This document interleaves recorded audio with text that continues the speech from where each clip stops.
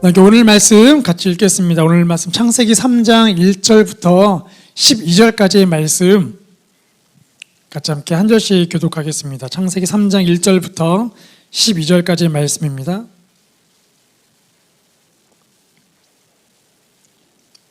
제가 먼저 읽겠습니다. 그런데 뱀은 여호와 하나님이 지으신 들짐승 중에 가장 간교하니라. 뱀이 여자에게 물어 이르되 하나님이 참으로 너희에게 동산 모든 나무 열매를 먹지 말라 하시더냐. 말하되 동산 나무의 열매를 우리가 먹을 수 있으나 동산 중앙에 있는 나무 열매는 하나님의 말씀에 너희는 먹지도 말고 만지지도 말라. 너희가 죽을까 하노라 하셨느니라. 여자에게 이르되 너희가 결코 죽지 아니하리라. 너희가 그것을 먹는 날에는 너희 눈이 밝아져 하나님과 같이 되어 선악을 알 줄 하나님이 아심이니라.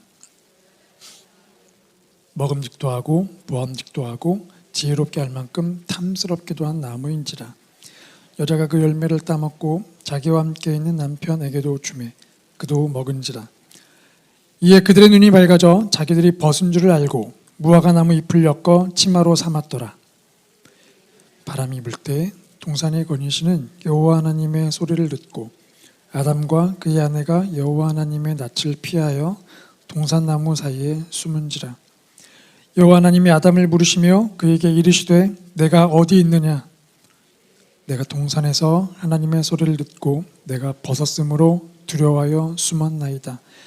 이르시되 누가 너의 벗었음을 내게 알렸느냐. 내가 내게 먹지 말라 명한 그 나무 열매를 내가 먹었느냐.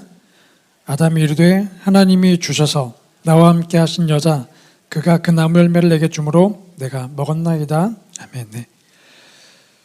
기도하고 함께 말씀 나누겠습니다. 하나님 감사합니다. 오늘 또 주의 말씀을 앞에 두고 섭니다. 성령 하나님, 우리 안에 그 말씀이 들리게 하여 주시고 깨닫게 하시고 그 말씀으로 살 수 있도록 저희를 다스려 주시옵소서. 말씀을 전하는 입술에도 주의 권능과 능력과 아비의 마음을 부어 주시옵소서. 예수님 이름으로 기도합니다. 아멘. 네, 오늘 영화 같은 우리의 인생, 우리 타이틀로 함께 우리 8월 말씀 나누고 있는데요. 오늘은 뷰티풀 마인드, 현실을 구분하라 라는 제목으로 말씀을 나누도록 하겠습니다. 여러분은 현실을 잘 구분하십니까? 혹시 지금 살고 있는 게 현실인가요? 아니면 가짜인가요? 우리는 현실을 잘 구분하고 있는지 잘 생각하지 않고 그냥 살아갈 때가 대부분입니다. 그런데 오늘 우리가 우리 스스로에게 한번 질문을 던져봅니다. 과연 지금 내가 살고 있는 현실이 현실인가? 나는 과연 내 앞에 펼쳐져 있는 이 현실을 잘 구분할 수 있는 능력이 있는가? 영화 뷰티풀 마인드가 있습니다. 아주 예전에 개봉됐던 영화인데요. 이 아카데미 최우 작품상을 받고 아카데미 감독상, 각색상 수상을 한 작품입니다. 이러한 포스터를 가졌던 영화이죠. 이 영화는 이제 1994년에 내시 균형 이론이라는 것으로 노벨 경제학상을 받은 존 내시라는 그 교수님의 실화를 영화로 각색한 것이죠. 이 영화의 내용을 보면서 오늘 우리가 읽은 창세기 3장의 말씀과 함께 어울려서 함께 하나님의 말씀을 나누려고 합니다. 1940년대에 당시 최고 엘리트들이 모이는 미국 프린스턴 대학원에 존 내시라는 사람이 입학을 하게 됩니다. 이 사람은 시험도 보지 않고 입학할 정도로 천재이죠.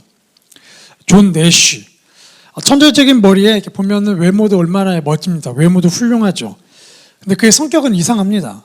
기숙사 유리창에 알 수 없는 공식들을 이렇게 분필로 막 적으면서 뭔가를 늘 골똘히 생각하고 있는, 그는 이 세상이 발견하지 못한 놀라운 이론을 발견해서 유명해지고 싶은 거죠.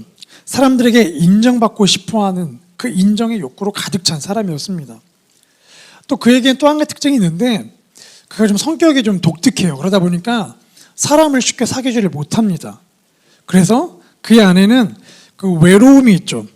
사람과의 관계에서 외로움을 느끼고 있고 동시에 그 외로움을 이겨내기 위해서 내가 뭔가 큰 이론을 발견해내면, 획기적인 역사적인 사건을 내가 찾아내면 내가 인정받게 되겠지 하면서 그 안에 인정에 대한 그런 욕구, 결핍들이 그의 안에 있습니다.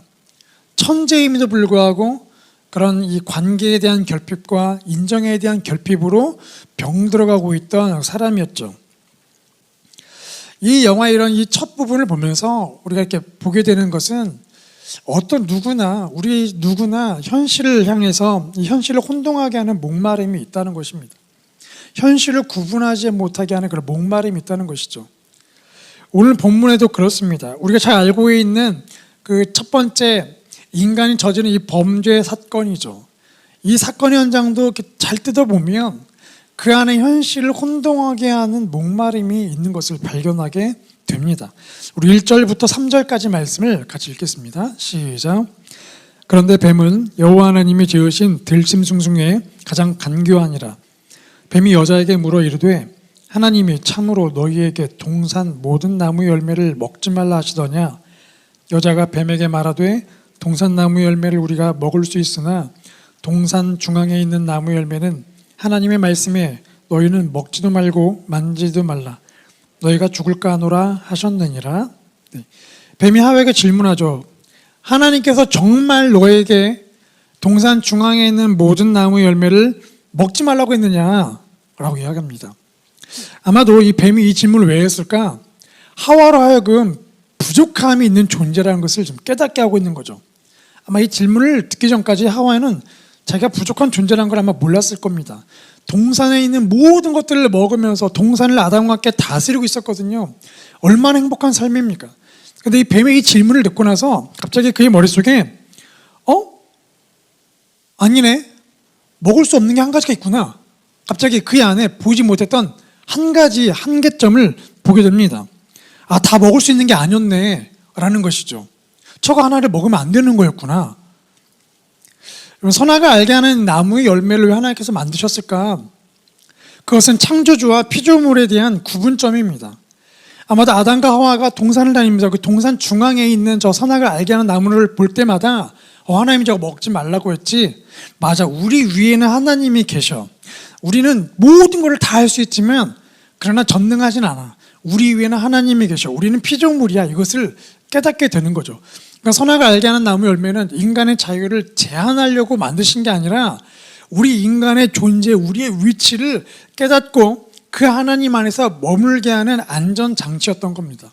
그런데 사단은 그것을 역이용해서 긍정을 부정으로 바꿔버리죠. 너에게는 전능하지 못한 한계가 있구나. 야, 너 저거 하나는 못 먹는구나. 아이고야. 이렇게 말하면서 하와 안에 있는 그런 부족함들을 보여줍니다. 그리고 말하는 거죠. 그 열매를 먹으면 네가 하나님이 되어서 선악을 알게 되는 전능한 신이 될 수 있는데, 그러니까 너도 피조물이 아니라 저거 먹으면 전능한 하나님이 될 수 있는데 안타깝다 라고 이야기하는 거죠. 어쩌면 그래서 그 안에 이런 의미를 계속 심어주고 있는 걸 겁니다. 하나님은 왜 저걸 못 먹게 한 줄 알아? 네가 저걸 먹으면 하나님처럼 전능한 존재가 되기 때문에 그게 싫은 거야. 그래서 못 먹게 하는 거야. 금지하는 거야. 그러니까 너희를 사랑한다고 하지만 사실 사랑하는 게 아니라 네가 하나님 위치에 못 오게 막고 있는 거야. 우리가 이렇게 자녀들을 데려가서 이렇게 베스킨라빈스가 보면 31이잖아요. 31개 아이스크림 있잖아요. 너 거기 딱 들어가서 자녀에게 자, 여기에 아이스크림이 30개가 엄청 많네. 30개 아이스크림 골라봐. 그러면 막 너무 좋아합니다. 그런데 똑같은 말인데 자녀에게 자, 이게 아이스크림인데 딱 한 가지만 빼고 다 골라. 그럴 때의 그 뉘앙스가 다르죠. 30개를 먹을 수 있다는 것과 한 개는 못 먹는다라는 그 뉘앙스의 차이. 그러면 모든 걸 먹을 수 있다는 기쁨보다 왜 한 개는 먹으면 안 돼요? 라면서 그 금지에 더 집중하게 됩니다. 그러니까 뱀이 하와에게 그렇게 말을 했을 때 모든 나무의 열매를 먹게 해준 하나님의 은혜보다 저거 한 개를 못 먹게 하는 하나님의 금지에 더 눈을 가게 하는 거죠. 그러면서 결국 사탄의 말에 넘어가게 되면서 왜 저거 못 먹으면 안 되지? 저거 먹으면 전능한 존재가 될 수 있구나. 하나님의 그 권력과 전능을 갈구하게 됩니다. 그러니까 이제 현실을 혼동하기 시작하는 거죠. 현실은 여호와 하나님이 우리를 다스리고 계신 것이 현실이 아니라 나도 저 하나님처럼 될 수 있는 게 현실이구나. 현실을 혼동하기 시작합니다. 우리 안에 들은 현실을 혼동하는 경우가 많죠. 하나님처럼 되고 싶을 때가 많습니다. 하나님이 계시고 우리는 하나님을 따르는 존재가 아니라 나도 하나님처럼 될 수 있다고 생각하는 그런 현실, 그런 생각들이 많죠. 그래서 더 높아지고 싶고, 더 인기를 얻고 싶고, 더 명성을 얻고 싶고, 더 칭찬 듣고 싶어 합니다. 더 갖고 싶죠. 우리 자녀들 보십시오. 왜 그렇게 공부를 열심히 하고 왜 이렇게 취업에 왜 좋은 상대와 결혼하고 싶어 할까요? 선한 욕심도 있지만 어쩌면 그 자녀들의 마음이 한켠에는 하나님처럼 되고 싶은, 더 높은 곳에 올라가고 싶은, 그것이 현실이라고 혼동하며 살아가고 있는 모습들이 우리 자녀들에게도 또 우리 주변에도 흔하게 발견할 수가 있습니다. 어쩌면 우리가 하나님께 기도할 때에도 하나님을 기도 응답의 수단으로 우리가 바꿔버리는 것도 어쩌면 하나님 내 기도를 들어주셔야 내가 하나님처럼 될 수 있죠. 하나님 내 기도를 들어주셔야 내가 더 높은 곳에 올라갈 수 있죠. 어쩌면 우리도 하나님을 우리 기도에 응답해주는 수단으로, 문제 해결의 수단으로 여기는 그 안에는 우리가 현실을 혼동하고 있는 것들이 있다는 것이죠.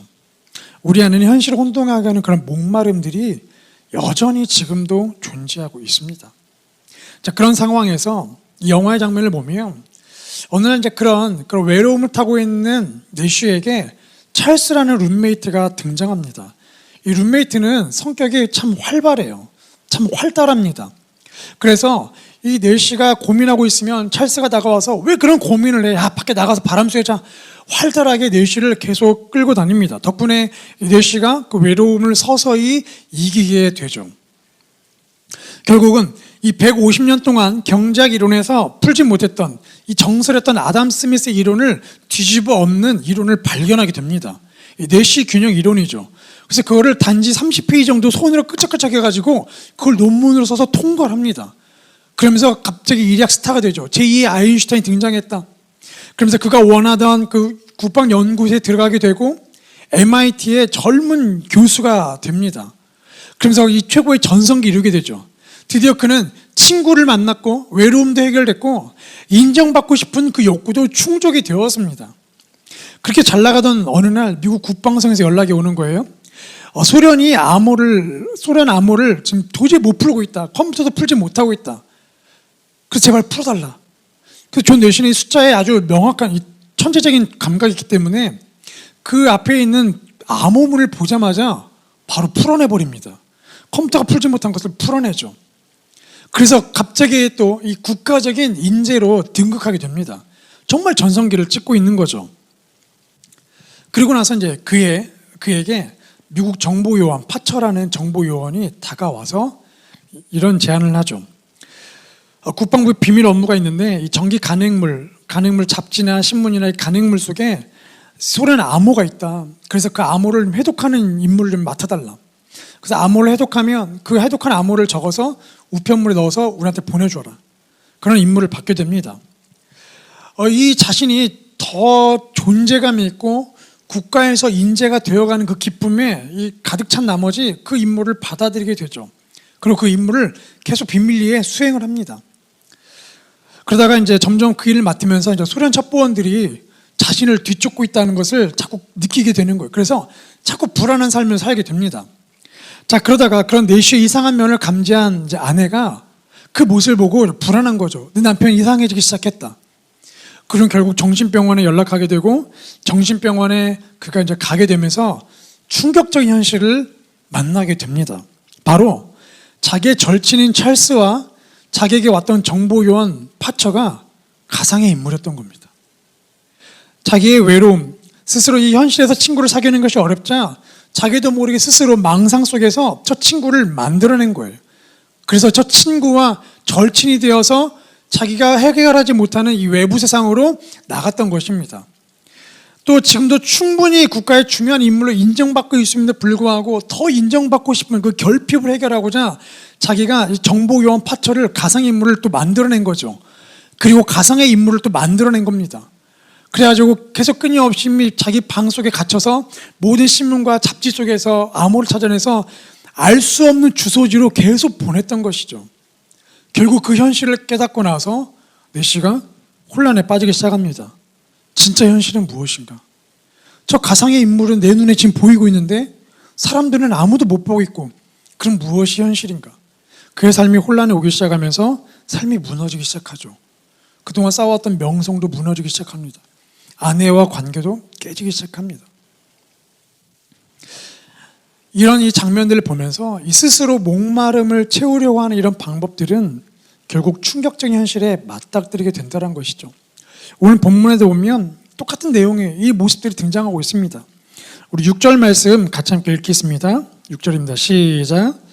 여자가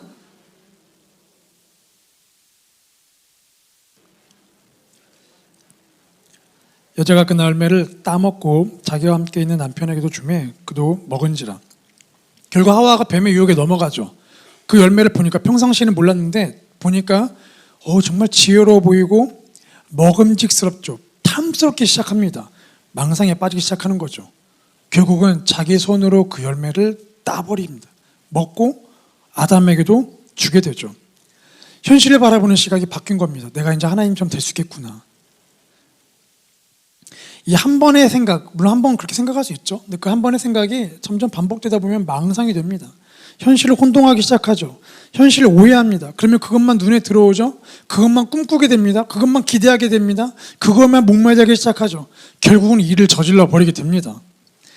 그런데 그 열매를 따먹고 결과가 무엇이었나? 정말 하나님처럼 되었나? 원하고 바라는 현실이 이루어졌는가? 우리 7절과 8절 말씀 읽겠습니다. 시작. 이에 그들의 눈이 밝아져 자기들이 벗은 줄 알고 무화과 나무 잎을 엮어 치마로 삼았더라. 그들이 그날 바람이 불 때 동산에 거니시는 여호와 하나님의 소리를 듣고 아담과 그의 아내가 여호와 하나님의 낯을 피하여 동산 나무 사이에 숨은지라. 잘 알고 있는 결과이죠. 충격적인 현실을 맞닥뜨리게 됩니다. 바로 그것은 전능한 하나님이 될 줄 알았는데 이전에 보지 못한 자신의 부끄럼들을 보기 시작한 거죠. 어머, 우리가 벌거벗고 있었네? 그래서 무화과 나무 잎을 엮어서 그 치마로 만들어 입습니다. 곧 시들겠지만 시들어버리는 그 치마라도 빨리 입을 수밖에 없는 그 부끄러움과 수치를 가리고 싶었던 것이죠. 또 관계도 깨집니다. 그 존 뇌시가 허망함 속에 충격적인 현실을 맞닥뜨리면서 자신이 쌓았던 명성도 다 무너지기 시작하고 사랑하는 이 아내와 관계가 깨지는 것처럼 아담과 하와도 관계가 깨집니다. 아담과 하와가 서로를 비난하죠. 하나님, 당신이 준 저 여자 때문에 내가 먹었습니다. 그런데 이뿐만이 아닙니다. 하나님과의 관계가 깨져버린 거죠. 하나님과 친밀했는데 이제는 하나님이 나타나시는 소리가 들리자 황급히 두려워서 숨어버립니다. 이제는 하나님의 낯을 피해서 숨을 수밖에 없는 하나님 관계가 깨져버린 이 안타까운 현실.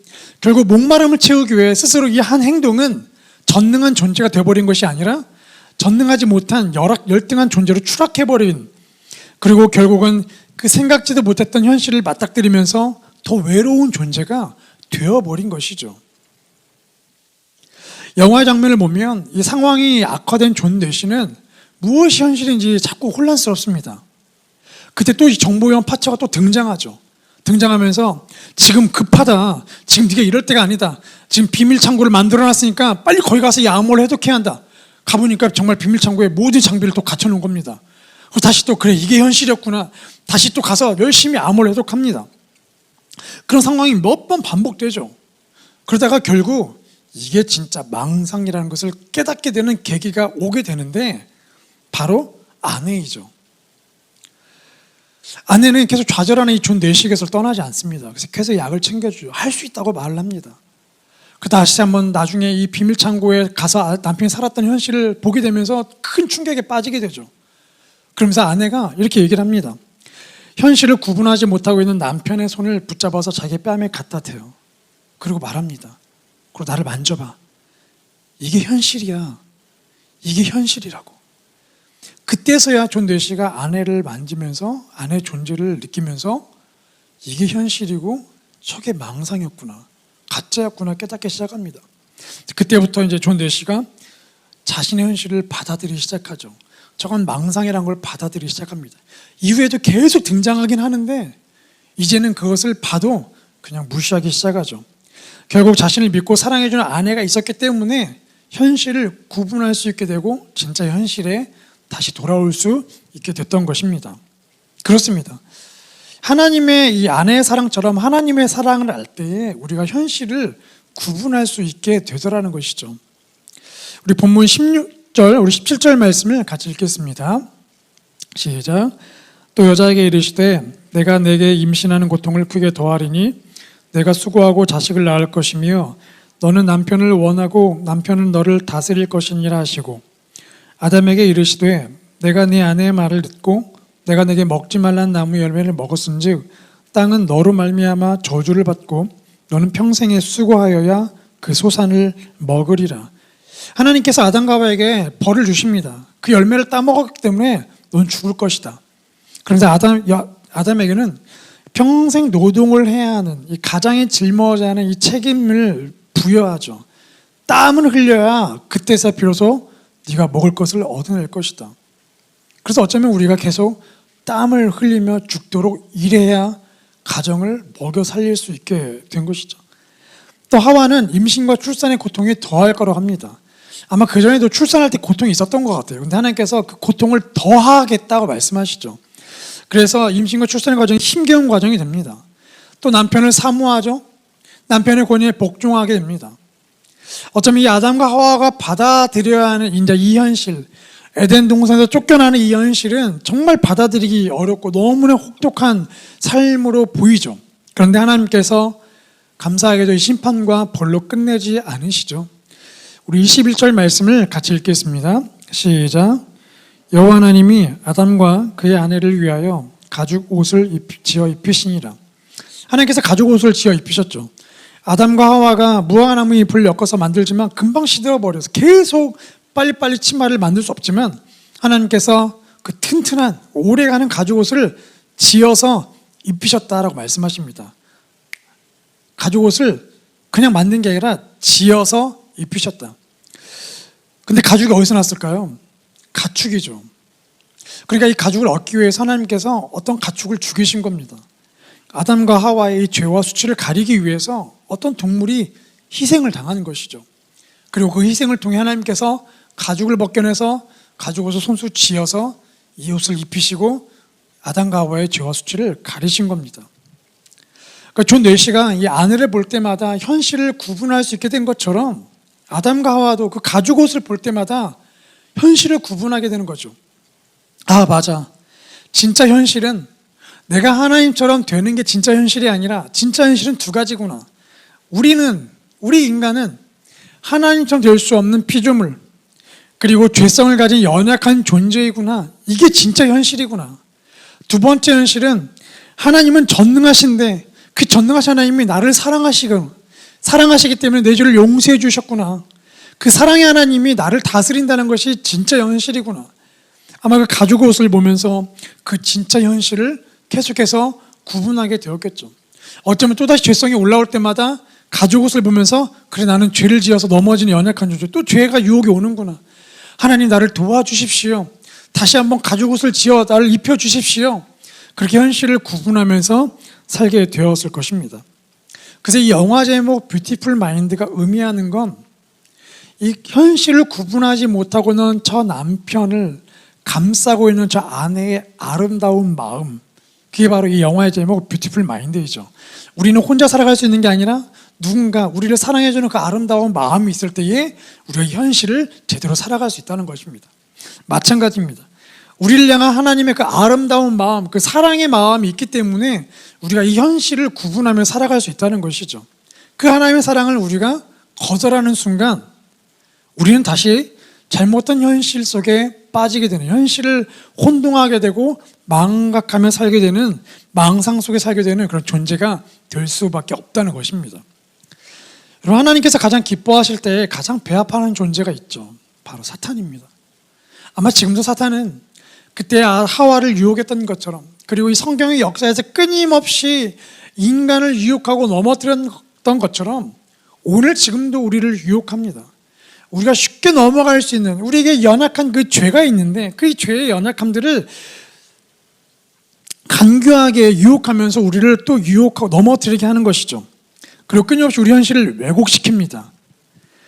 하나님의 존재를 부인하진 않는데 하나님의 사랑을 왜곡시키죠. 그래서 봐라, 저 누군가의 기도는 들어 응답해 줬는데 왜 네 기도는 들어주지 않는 거야? 똑같은 자녀들의 기도인데 저 자녀는 대학에 합격했고 네 자녀는 대학에 합격하지 못했네? 하나님은 계신데 너 사랑하지 않는 거 아니야? 이렇게 하나님의 사랑을 끊임없이 왜곡시키죠. 영적 비교감을 통해 하나님을 잘 못 보게 합니다. 그리고 또 우리의 존재를 부인하진 않는데 우리 존재를 왜곡시키죠. 열등한 존재로 자꾸 만듭니다. 때로는 하나님처럼 될 수 있다고 자꾸 우리를 부추기죠. 우리를 칭찬하고 격려하는데 그 칭찬과 격려의 목적지는 어디냐면 하나님처럼 될 수 있다는 것입니다. 그래서 끊임없이 우리를 칭찬하고 격려하면서 할 수 있어, 할 수 있어. 저 동산 중앙에 있는 나무로 가봐. 너는 할 수 있어, 할 수 있어. 우리를 격려합니다. 이 거짓된 격려에 우리가 홀딱 넘어가게 되는 것이죠. 그래서 결국은 교만하게 되고 또 다시 현실을 왜곡하게 되는 것입니다. 오뚜기가 왜 넘어져도 일어날까요? 그 안에 무거운 추가 있기 때문에 그렇습니다. 우리의 인생도 마찬가지죠. 사단이 끊임없이 우리를 넘어뜨립니다. 우리를 무너뜨립니다. 또 넘어집니다. 그때마다 우리가 일어날 수 있는 힘은 우리 안에 있는 그 믿음의 추가 있기 때문에 그렇습니다. 그 하나님을 향한 추, 현실을 바라보는 그 믿음, 나는 연약한 존재다. 그렇기 때문에 또 넘어졌구나. 그렇지만 하나님은 날 사랑하시지. 그 믿음의 추가 있기 때문에, 그 현실이 있기 때문에 다시 우리가 일어나게 되는 것이죠. 제가 이제 신대원 대학교를 졸업하고 이제 신대원을 준비할 때에 저희 교회에서 신대원을 준비하는 또 이제 후배가 있었고 또 형이 한 분 있었습니다. 근데 이제 보통 이제 신대원을 준비한다 그러면 이제 서울에 올라와서 공부를 해야 하거든요. 그런데 저는 신대원을 준비하는데 그때 제가 이제 찬양팀을 섬기고 있었고 또 청년부 회장이었습니다. 회장이 인기 투표로 된 게 아니라 하나님께 기도하고 청년들이 기도해서 뽑은 거잖아요. 그렇기 때문에 하나님께서 세우셨기 때문에 1년 동안 이 회장을 맡는 게 당연하다고 생각을 했는데 장로님께서 오셔서 얘기하는 겁니다. 괜찮아. 한 학기 열심히 수고했으니까 남은 한 학기는 부회장한테 맡기고 서로 올라와서 공부해라. 신대원에 들어가야지. 그렇게 말씀하시는 겁니다. 근데 주변에 형들이 말할 때는 제가 막 반응도 안 했는데 장로님 말씀하시니까 정말 가야나? 뭐 그런 생각이 드는 겁니다. 나중에 심지어 청년 목사님께서 오셔서 괜찮아. 이 정도면 열심히 했어. 이제 여름 수련회 끝났으니까 이제 올라가 서울 가서 공부해야 한다. 목사님 말씀하시니까 정말로 이제 가야 하나? 그 생각이 드는 겁니다. 그런데 이렇게 기도를 하면 아닌 거예요. 그래도 하나님께서 뽑으라고 하셨는데 하나님께서 분명히 저한테 회장을 맡길 때 상반기만 열심히 하고 하반기는 올라가라고 말씀하신 적 없거든요. 1년 동안 열심히 하라고 뽑으셨는데 그래서 이 계속 혼동되는 불안한 마음 속에 가야나 마야나 가야나 마나 계속 갈등을 한동안 하다가 아니다 가지 않겠다 라고 선포하고 1년 동안 청년부 했습니다. 그리고 계속 끊임없이 집에서 도서관 가서 공부를 했죠. 근데 그때의 불안함이 얼마나 컸는지 이 스트레스가 얼마나 컸는지 틈만 되면 이렇게 목사님이 오셔서 장로님이 오셔서 또 말씀하시니까 이 권위 순종해야 하나 마야 하나 너무 혼란스러웠던 그때를 생각해보면 지금도 막 마음이 불안합니다. 근데 그때 이제 공부하다가 주셨던 그 말씀이 있었어요. 예레미야 29장 11절 말씀이었습니다. 우리 함께 읽어보겠습니다. 시작. 여호와의 말씀이니라 너희를 향한 나의 생각을 내가 아나니 평안이요 재앙이 아니니라 너희에게 미래와 희망을 주는 것이니라. 이 암송 구절이어 가지고 이 말씀을 암송을 하는데 그냥 암송해서 머릿속에 박힌 게 아니라 가슴에 갑자기 쿵 와닿더라고요. 그렇구나. 하나님께서 나에게 미래와 희망을 주시는 거구나. 그러면 어차피 하나님께서 나에게 미래를 주시는 거기 때문에 맡기신 거 열심히 감당해야지. 그리고 결국은 마음을 굳게 잡고 1년 동안 청년부 회장을 하게 됐죠. 그리고 결국 이제 신대원에 합격을 하게 됐습니다. 하나님의 놀라운 은혜죠. 그때 겪었던 그 수많은 주변의 말들, 무엇이 진짜 현실일까? 무엇이 진짜 현실일까? 근데 그때에 마지막으로 저한테 강하게 말했던 형에게 저도 모르게 제 입에서 튀어나왔던 말이 있었습니다. 형, 진짜 현실은 하나님이 계신 게 진짜 현실이야. 여러분, 진짜 현실은 하나님이 계신 게 진짜 현실이죠. 사단은 아마도 오늘 우리의 삶에 어떠한 모양으로 우리를 또 유혹하고 어떠한 모양으로 자녀들의 미래에 대한 불안한 마음으로 우리의 마음을 또 혼란스럽게 할지 우리는 알 수 없습니다. 가족에게 일어나는 일들, 일터에서 일어나는 수많은 일들이 어쩌면 우리의 마음을 어떻게 불안하게 할지 모릅니다. 사단은 분명히 간교하게 우리를 유혹하고 넘어뜨리고 하나님을 떠나게 할 겁니다. 그러나 진짜 현실은 하나님이 계신 것이 진짜 현실이죠. 오늘 자매님들이 이 하나님의 아름다운 마음, 여전히 우리를 향한 그 하나님의 사랑의 마음, 사랑하는 딸아 내가 너와 함께 있다. 내가 너에게 미래와 희망과 소망을 주려 한다. 그 하나님의 그 아름다운 마음을 붙잡고 우리가 현실을 구분하는 삶을 살 수 있기를 소망하고 축복합니다. 절대 현실에 혼동하지 않고 현실을 왜곡하지 않는 것, 나는 연약한 죄인이고 우리 하나님은 전능하신 하나님이라는 것, 이 현실을 붙잡고 우리 자매님들이 굳건히 사시기를 소망하고 축복합니다. 아멘. 우리 아까